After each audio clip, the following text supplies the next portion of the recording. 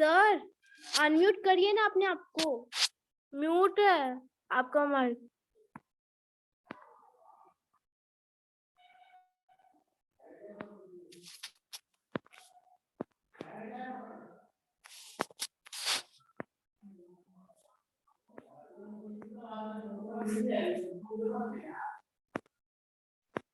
तो बाल गोविंद भगत जो है एक महत्वपूर्ण पाठ है और इस पाठ में बाल गोविंद भगत के जीवन के महत्वपूर्ण अंश को बताया गया है। बाल गोविंद भगत एक उच्चतम कोटि के संत हैं, उच्चतम कोटि के किसान हैं, उच्चतम कोटि के एक समाज सुधारक के रूप में आते हैं और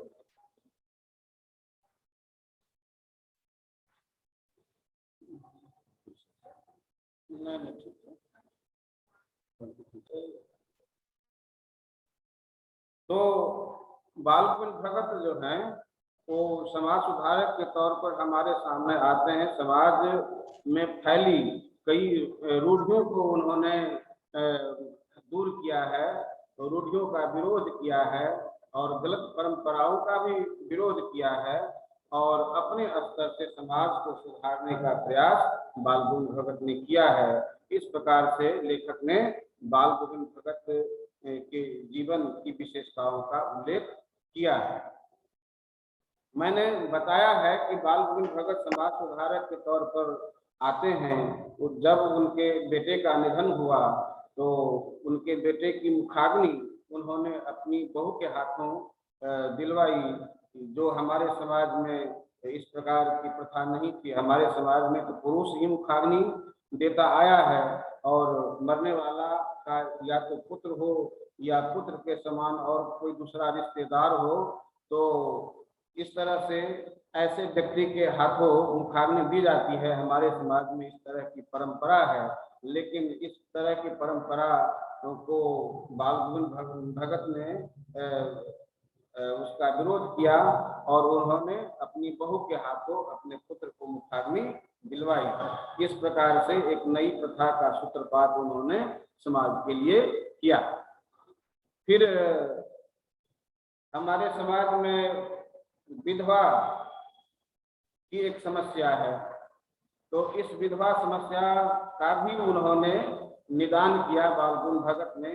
तो क्या है, हमारे समाज में जब किसी का पति मर जाता है, खास करके एक युवती का, मान लो कि कोई युवती है, स्त्री है, उसका पति यदि मर जाता है और अभी जीने के लिए उसके सामने एक लंबी उम्र है, तो उतनी लंबी उम्र को बिना पति वह कैसे जिएगी, कैसे अपना समय काटेगी, यह एक बड़ा सा प्रश्न हो जाता है। तो इसके लिए निदान ढूंढा गया कि यदि पहला पति मर जाए तो उसका पुनर्विवाह कर देना चाहिए ताकि उस व्यक्ति के साथ वह बाकी जीवन बिता सके। तो इस तरह से बाल गोविंद भगत ने अपनी बहू का भी जो है पुनर्विवाह करने का निश्चय किया और इसके लिए बहू के भाई को बुलाया अपने यहाँ और आग्रह किया, कहा कि भाई अब तुम अपनी बहन का पुनर्विवाह कर दो ताकि वो बाकी जीवन जो है आराम से बिता सके। इसका विरोध बाल गोविंद भगत की बहू ने किया, कहा कि नहीं, मैं ऐसा काम नहीं कर सकती, क्योंकि यदि मैं इस घर को छोड़कर चली जाऊंगी तो फिर आपकी सेवा कौन करेगा। इस प्रकार बाल गोविंद भगत की जो बहू है एक सुंदर और सुशील स्त्री के रूप में यहाँ पर उसका चित्रण किया गया है। तो अंततः यही होता है कि बहू का पुनर्विवाह हो जाता है और घर से वो चली जाती है। फिर अकेले बाल गोविंद भगत अपने परिवार में रहने लगते हैं। अकेला जीवन वो कैसे बिताते, लेकिन उनके सामने जीवन बिताने की समस्या नहीं थी, क्योंकि वो तो पूर्णतः भगवान पर आश्रित थे। उन्होंने सब कुछ अपने आप को भगवान को सौंप दिया था, है कि नहीं। और भक्त लोग अपने आप को भगवान को सौंप भी देते हैं। जीवन का मैंने सौंप दिया, सब भार तुम्हारे हाथों में, उत्थान पतन सब है मेरा, सरकार तुम्हारे हाथों में। इस प्रकार से भजन भी लोग गाते हैं। तो बाल गुरु भगत तो भगवान के भक्त भी हैं, तो इसलिए भक्त अकेला रहे चाहे वो, उसको इस बात का कोई गम नहीं है कि वो अकेला है, क्योंकि वह अपने आप को भगवान पर निछावर कर देता है। इस तरह जब विश्वास को लेकर के कोई व्यक्ति अपने आप को भगवान को समर्पित कर देता है, तो उस स्थिति में भगवान भी उसकी देखरेख करने लगते हैं, ऐसा होता है। तो बाल गुरु भगत ने अपने आप को भगवान को सौंप दिया था, और अंत समय में उन्होंने गंगा स्नान करने के लिए घर से यात्रा की, और यात्रा करते समय खाने पीने का सामान वे घर से ही लेकर गए थे, और जब रास्ते में खाने पीने का सामान खत्म हो जाता था तो वो भूखे रह जाते थे, लेकिन किसी के सामने हाथ नहीं पसारते थे। उनका यह नियम था, उनका यह सिद्धांत था। हाथ पसारना किसी के सामने अच्छी बात नहीं है, यह व्यक्ति की कमजोरी है, अकर्मण्यता है, और दूसरे पर आश्रित रहना भी अच्छी बात नहीं है। इस प्रकार से एक संदेश भी दिया कि मरते दम तक किसी का सहारा नहीं लेना चाहिए आदमी को, लेकिन ऐसा होता नहीं है, हर आदमी इस विचार का नहीं होता। मरते समय लोग चाहते हैं कि उसके आसपास सब सारे परिजन रहें और देख रेख करते रहें, लेकिन बाल गोविंद भगत के लिए परिजनों का रहना महत्वपूर्ण नहीं था। गंगा स्नान करने के लिए गए और संत समागम का लाभ उठाते रहते थे, संत सम्मेलन में भाग लेते रहते थे और सत्संग करते थे, सत्संग से ज्ञान प्राप्त करते थे। और अंत समय में जब गंगा स्नान करने के लिए गए, स्नान करके जब लौटने लगे तो उनकी तबीयत बिगड़ गई और 3-4 दिनों तक वे बुखार में पड़े रहे। एक दिन ऐसा आया कि सुबह में नित्य प्रति उनको प्रभाती गाने की आदत थी, तो जिस दिन उनकी मौत हुई उस दिन सुबह में उनकी प्रभाती नहीं चल रही थी, उनका स्वर, उनका भजन जो है बंद था। तो आसपास के लोगों ने समझा कि क्या बात है कि बाल गोविंद भगत का भजन या बाल गोविंद भगत की प्रभाती जो है अभी चल नहीं रही है। तो जब सवेरा हुआ तो आसपास के लोगों ने आकर देखा तो इस प्रकार से बाल गोविंद भगत का मृत शरीर घर में पड़ा हुआ था। तो इस प्रकार से बाल गोविंद भगत जो है वो एक महत्वपूर्ण व्यक्तित्व के तौर पर इस पाठ में उभरते हैं। यदि हम सार के तौर पर इस पाठ के बारे में जानकारी प्राप्त करें तो कहा जा सकता है कि बाल गोविंद भगत को हम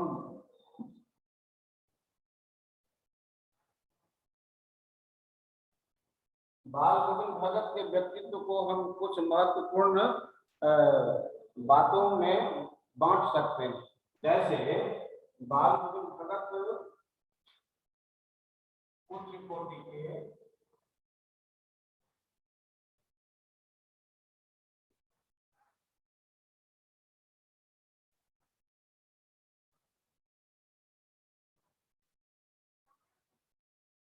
संत या साधु थे।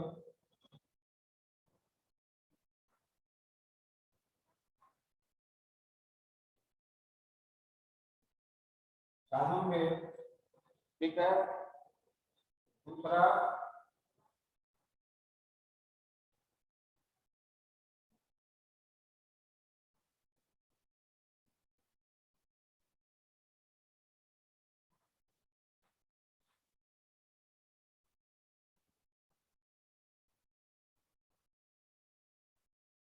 उच्च कोटि के गृहस्थ थे।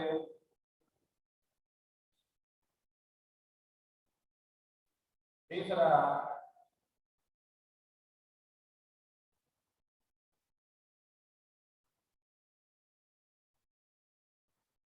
उच्च कोटि के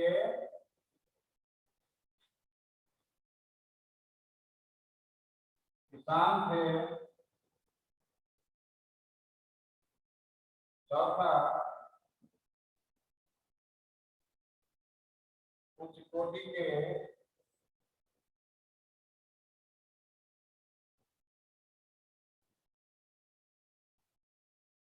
गायक थे,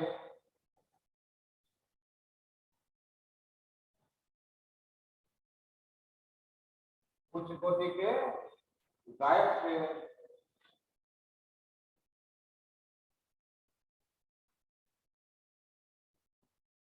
उच्च कोटि के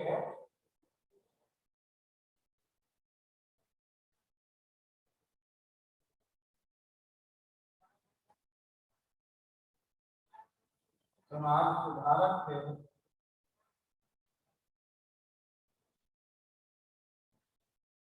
यदि हम इतनी बातों में बात करके बाल गोविंद पाठ के संबंध में जानकारी प्राप्त करें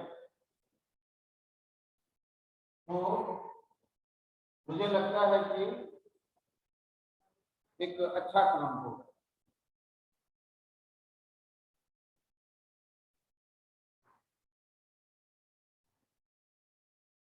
ठीक है, उच्च कोटि के साधक थे, साधु थे।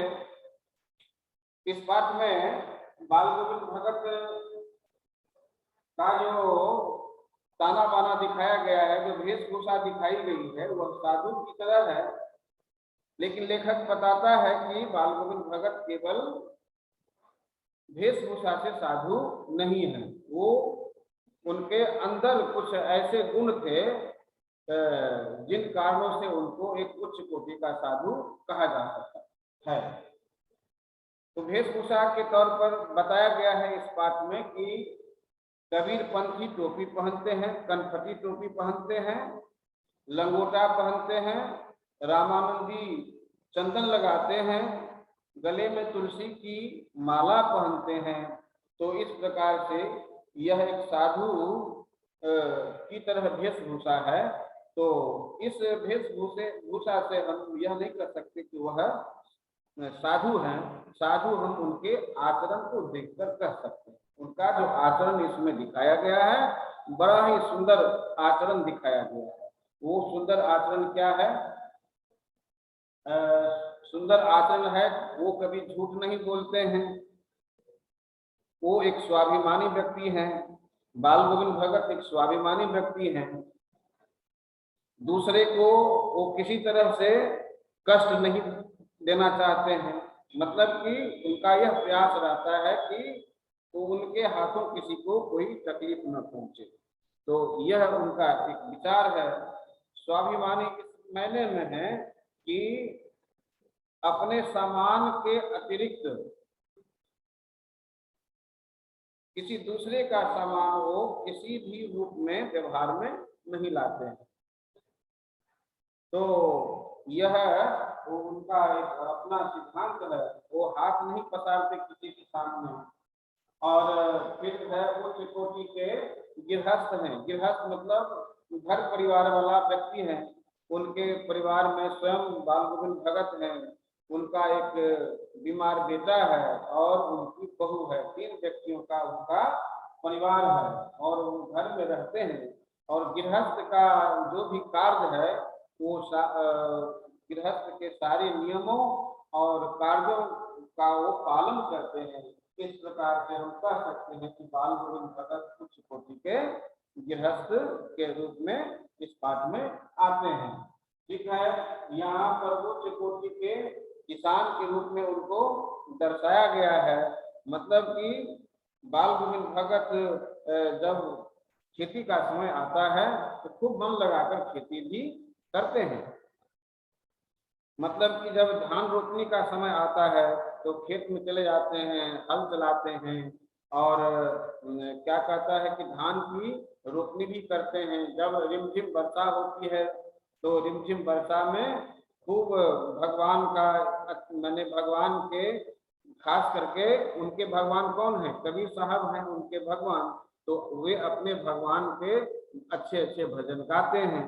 भजन के तौर पर यहाँ पर 1-2 भजनों की चर्चा की गई है, जैसे तेरी गठरी में लागा चोर बटोइया जाग जरा। ठीक है, तो इस प्रकार से जो है इस पाठ में भजन की भी चर्चा की गई है।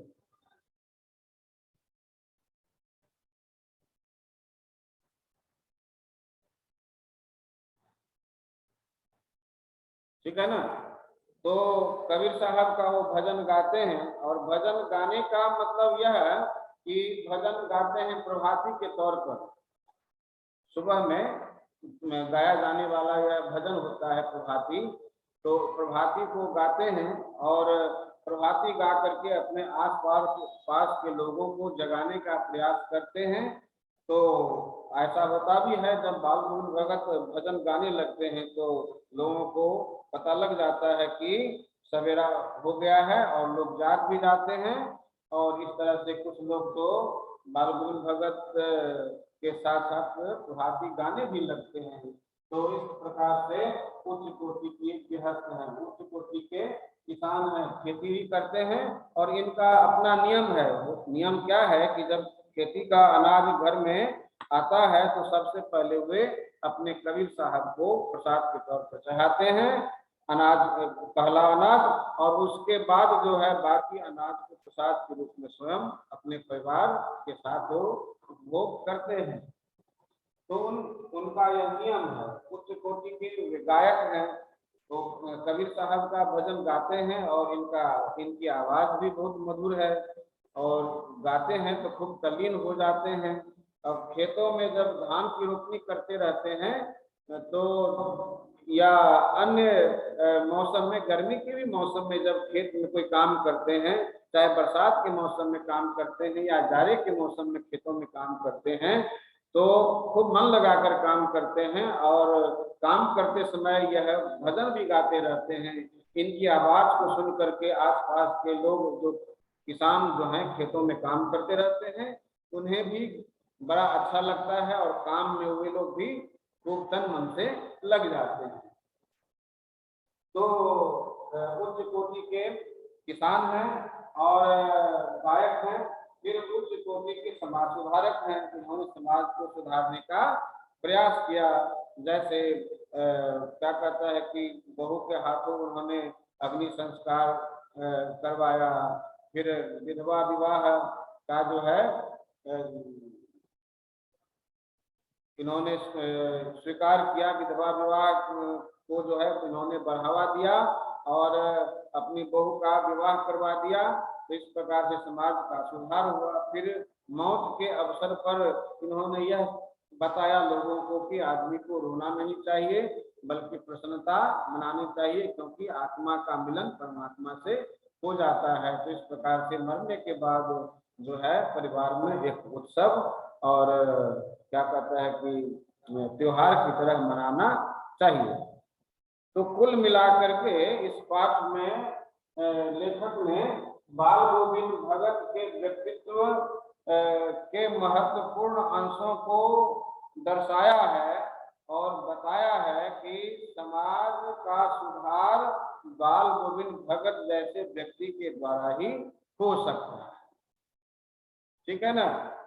साधु कैसा हो सकता है, किस तरह का, तो बाल गोविंद भगत की तरह होना चाहिए साधु, है कि नहीं। लेकिन आजकल होता क्या है समाज में, आजकल लोग दिखावा करते हैं, बाहरी वेशभूषा बना लेते हैं और अंदर से वो बिल्कुल दुर्गुणों से भरे रहते हैं। तो अंदर से दुर्गुणों से भरा रहना और केवल बाहरी वेशभूषा अपना लेना, इस तरह से साधु नहीं हुआ जाता है। साधु होने के लिए एक अंदर से परिवर्तन, एक भाव होना चाहिए। ठीक है। तो ये सारे के सारे तत्व या सारी की सारी विशेषताएं जो एक साधु की होती हैं, वो सब विशेषताएं बाल गोविंद भगत में पाई जाती हैं। तो बाल गोविंद भगत जो है कई तरह के उन्होंने सिद्धांत दिए और लोगों को मानवता दिखाई। ठीक है ना, कि क्या करना चाहिए लोगों को, कितना स्वाभिमान से जीना चाहिए, समाज के प्रति क्या दृष्टिकोण रखना चाहिए, समाज कैसे बदल सकता है। और एक बात इसमें यह भी दिखाई गई है कि इस पाठ के माध्यम से कि लेखक ने समाज की ग्रामीण समाज, विशेष रूप से भारत का जो ग्रामीण समाज है, उस ग्रामीण समाज का भी इस पाठ में बड़ा ही सुंदर चित्रण हुआ है। तो ग्रामीण समाज का जैसे गांव में किसी का मरना, श्राद्ध होना, विवाह होना, फिर खेती करना, वर्षा होना, और वर्षा में जो है सारे परिवार के सदस्यों को जो है खेत की ओर जाना, खेती करना, इस प्रकार से बहुत ही सुंदर जो है ग्रामीण संस्कृति का इस पाठ में जिक्र किया गया है। ठीक है, तो